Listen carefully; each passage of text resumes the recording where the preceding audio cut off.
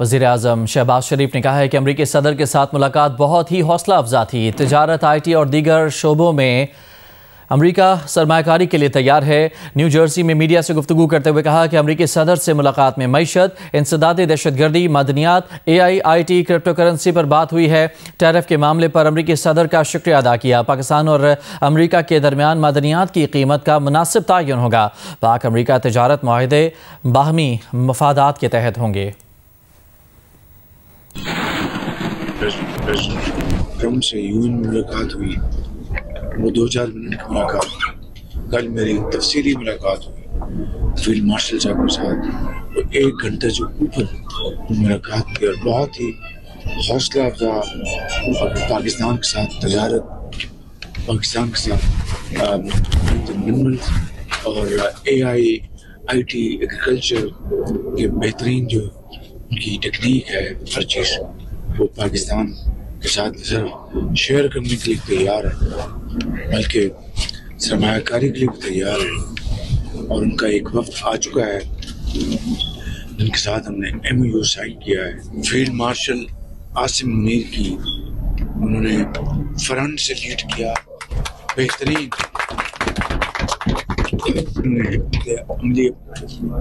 बड़ी जुर्रत, हौसले और बड़ी दानिशमंदी से उन्होंने फौज पाकिस्तान को लीड किया। फील्ड मार्शल लाइन उन्होंने कहा कि प्राइम मिनिस्टर मार्को रूबियो को हिंदुस्तान ने अप्रोच किया कि हम जंग बंदी चाहते हैं। मैंने कहा अल्लाह के नाम में और बिस्मिल्लाह करें, हमने तो जंग जीत ली। उनको हमने 7 जहाज भी करा दिए, हर जगह हमने हमले किए, उनका दिमाग चकरा गया। तो अब हमें इससे आगे नहीं जाना, जंग भी कबूल कर। बामी इश्तराक और टीम वर्क और एक unity of thought and action और मुकम्मल हमांगी का ये समर है कि न सिर्फ माशी इस्तेहकाम आ चुका मैक्रो लेवल पर। मैं हमेशा कहता हूँ कि समुंदर पार पाकिस्तान, अजीम पाकिस्तान के सफीर दिन में मेहनत करते हैं, उसके हलाल की कमाई कमाते हैं। पूरी दुनिया में जहाँ पाकिस्तानी इस वक्त रहते हैं वो मिलकर $38.5 अरब आपने ये जो साल 2024-25 खत्म हुआ है पाकिस्तान की आपकी कितनी अजीम पाकिस्तान के लिए खिदमत है, जिसका जितना भी जिक्र किया जाए कम है और आपका जितना भी शुक्रिया अदा किया जाए कम है। जनरल असम्बली से खिताब में वज़ीर-ए-आज़म शहबाज शरीफ ने भारत को जामे मुज़ाकरात की पेशकश की है। जनरल असम्बली से खिताब करते हुए उन्होंने कहा कि हम जंग जीत चुके हैं, अब ताकत की पोजीशन पर फायज होने के बावजूद भारत के साथ तमाम तस्फिया तलब मामलात पर जामे मुज़ाकरात के लिए तैयार हैं। We have won the war and now we seek to win peace in our part of the world. And this is my most sincere and serious offer before this August Assembly of the World Nations. Pakistan stands ready for a composite, comprehensive and result-oriented dialogue with India on all outstanding issues. वज़ीर-ए-आज़म शहबाज शरीफ ने कहा है कि उन्होंने अक़वाम मुत्तहिदा की general assembly में कहा था कि पाकिस्तान पर जारहियत की गई तो पाकिस्तान का जवाब फैसला कुन होगा। उनके अल्फाज सच साबित हुए। जब मई में भारत ने पाकिस्तान पर जारहियत की तो पाकिस्तान का जवाब अक़वाम मुत्तहिदा के चार्टर के मुताबिक था। From this very podium, I had warned that Pakistan would act most decisively against any external aggression. Those words of mine proved true when in May this year my country confronted unprovoked aggression from our eastern front. India sought to extract political gains from a human tragedy by spurning my sincere offer of an independent international investigation into the Pahalgam incident. Instead, it attacked our cities and targeted our innocent civilians. When our territorial integrity and national security were violated, our response was in accordance with the right of self-defense under Article 51 of United Nations Charter. Our valiant armed forces, under the stellar leadership of Field Marshal Syed Asim Munir, mounted an operation of stunning professionalism, bravery and acumen, repulsing the enemy's attack under Air Chief Marshal Zahir Babar Sidhu. Our falcons took flight and etched their answer across the skies, resulting in 7 of the Indian jets turned to scrap and dust. A decisive response. वज़ीर दिफ़ा ख़ारजा आसिफ ने कहा कि हो सकता है कि Iran अमरीका ताल्लुकात में भी पाकिस्तान किरदार अदा करे। जियो न्यूज़ के प्रोग्राम आशा ज़ेब खानज़ादा के साथ में बातचीत करते हुए उन्होंने कहा कि पाक भारत जंग में ट्रंप ने सीज़ फायर कराया, इसलिए उन्हें नोबेल इनाम के लिए नामज़द किया। अमरीका की तरफ से पाकिस्तान से कोई मुतालबा नहीं किया जा रहा। कोई अमरीकी मुतालबा सामने आया भी तो हम अपने मफादात को सामने रख कर फैसला करेंगे। उन्होंने कहा कि अगर भारत मुज़ाकरात से इनकारी है तो फिर हम भी क्यों इस पर इसरार करें। पाक भारत जंग में प्रेसिडेंट ट्रंप ने एक फैसला को रोल अदा किया और उन्होंने सीज फायर है उसको करवाया। ताल्लुकात में जो है ना एक खुशगवार जो है मैं समझ मोड़ आया इस जंग की वजह से जो हालात बने। फिर उसके बाद परसू किया, हम हमारी तरफ से भी परसू हुआ है, उनकी तरफ से भी परसू हुआ है। दूसरा ये जो एक हमारे खित्ते में भी हमारी जो जोग्राफियाई सिचुएशन है, जो हमारी बरादरी है जिसमें मुस्लिम ममालिक हैं ज्यादा, उसमें भी हमारी जो एक पजीराई हुई है उसको भी एक्नॉलेज कर रहा है अमेरिका। वो समझता है कि Pakistan has to play role और रेडी टू प्ले रोल।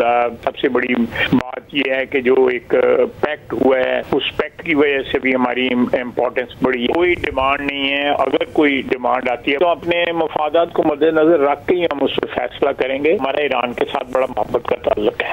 ये भी एक एंगल हो सकता है कि किसी वक्त जरूरत पड़े तो ईरान के साथ मामूल के मुताबिक लाने में हमको रोल प्ले करें। यूएसए के साथ मीटिंग हुई है जिसमें तुर्की था, कतर, पाकिस्तान, ये सारे ममालिक थे और प्रेसिडेंट ट्रंप ने मुलाकात सबसे की है। मेरा ये अंदाजा है कि इस मुलाकात के नतीजे में कोई फलस्तीन का, गजा का कोई हल निकलेगा और वो हल जो है वो मुस्लिम दुनिया के ख्वाहिशात के मुताबिक और उनकी मद्देनजर रखा जाएगा कि उनकी फलस्तीनियों के मफादात जो है वो मद्देनजर रखें। मैं समझता हूँ कि इसमें Pakistan has to play very pivotal role, very pivotal role. Bharat इनकारी है तो फिर हमें कोई why should we bend backwards to you know push this agenda. ये कि हमने जरूर मुज़ाकरात करने हैं। अगर वो मुज़ाकरात नहीं करना चाहते, अगर मुज़ाकरात में कोई इंटरनेशनल इंटरवेंशन होती है या वो सालसी करते हैं तो हो जाते हैं तो ठीक बात है, लेकिन अगर वो बाइलैटरल के ऊपर ही करते हैं, इंसिस्ट करते हैं, जिस तरह कश्मीर के मतलब उनका इसरार है, तो मैं समझता हूँ कि इस वक्त तो हमारी तरफ से तो ऑफर है लेकिन कोई सब्सटेंटिव प्रोग्रेस बिल्कुल कोई नहीं हुई। वफाकी वज़ीर इत्तलात अताउल्लाह तारड़ ने कहा कि वज़ीर आज़म के दौरे अमरीका के बाद उड़ान पाकिस्तान शुरू हो गई है। उन्होंने ये बात न्यूयॉर्क में जियो न्यूज़ के नुमाइंदे अजीम एम मियाँ से बात करते हुए कही। बोले कि कहाँ एक हुक्मरान था जिसके दौर में पाकिस्तान डिफ़ॉल्ट कर रहा था, अब पाकिस्तान के मशरिक़ से लेकर मगरिब तक दुनिया में इज़्ज़त है। अवाम के लिए तो इसमें से बड़े मुस्बत नताइज मुरतब होंगे। और देखिए, मैं समझता हूँ कि कल आपने देखा कि सेक्टर्स भी मेंशन किए गए जिनमें म्यूचुअल कोऑपरेशन को फ़रोग दिया जाएगा। तो अल्हम्दुलिल्लाह ताल्लुकात बेहतर हो रहे हैं। खुशगवार माहौल में कल एक मीटिंग हुई है।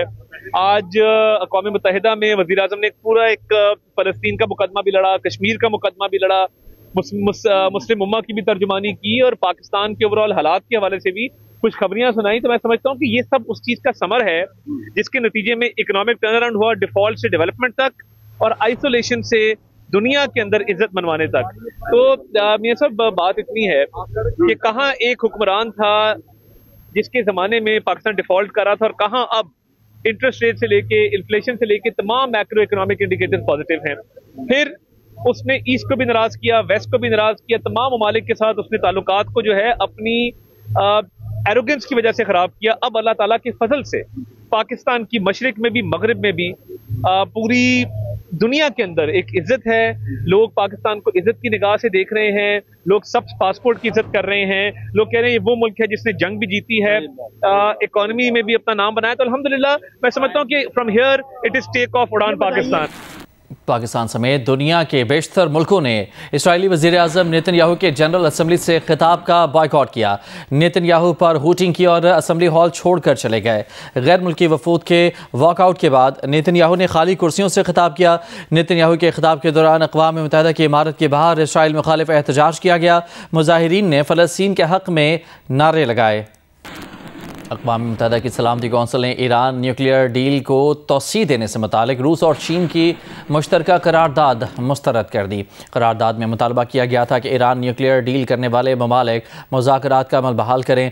15 रुकनी सलामती कौंसिल के 9 अरकान ने करारदाद की मुखालफत और 4 ने हिमायत की, जबकि 2 गैर हाजिर रहे। रूस के नायब मुस्तकिल मंदूब दमित्री पोलियांस्की ने इजलास के दौरान कहा कि उनका मुल्क ईरान पर पाबंदियों की बहाली अक्सर मुस्तरद करता है। उन्होंने इल्ज़ाम लगाया कि 3 यूरोपीय ममालिक न्यूक्लियर डील को मुकम्मल तबाह करना चाहते हैं और तेहरान के खिलाफ करारदादें गैर कानूनी और नाकाबिल अमल हैं। ईरान के वज़ीर ख़ारजा अब्बास अराग़ची ने अक़वाम मुत्तहिदा से मुतालबा किया कि वह इस सूरत हाल को गैर कानूनी करार दें। उन्होंने इल्ज़ाम लगाया कि अमरीका ने सफारतकारी में गद्दारी की और बरतानिया, फ्रांस और जर्मनी ने इसे दफन कर दिया।